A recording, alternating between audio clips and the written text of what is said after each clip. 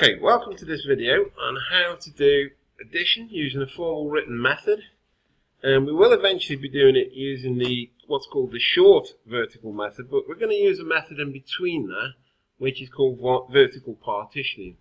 So the calculation we're going to look at is 237 plus 148, and that's not a calculation you would want to tackle mentally. So we have to use our formal written methods, and that's what this week's homework is about. So we do all the working out in our books, laying it out just like Mr. Gomes is laying it out now on the same sort of paper that you'll be using. Step one is to now partition the number 237. So we partition it into 200, leave a couple of blank squares there around the plus sign, and then 30, leaving a couple more blank squares there, and then 7. And that's just to remind yourself where that number came from. If you write it at the side there, then you can't go wrong. Then we partition the number 148, and we write this straight underneath. So 100, and we must line up these plus signs. Get into that habit now, because it's really important later on that you're beginning to do this. And then 8.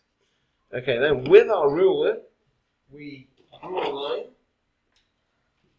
underneath the numbers, the partition numbers, and then we start to add them up, starting over on this right hand side with the units. So 8 and 7 is 15. Write the plus sign in exactly the same columns as the one before above.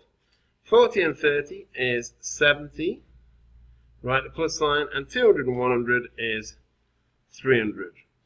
And that's our calculation. Now, some of us will need to take extra steps now to add these three numbers together so that we don't make mistakes. So some of us might want to now take that calculation and do it as 300. We can forget lining everything up now, and we can do 300 plus 70 plus, and we might want to partition 15 into 10 plus 5.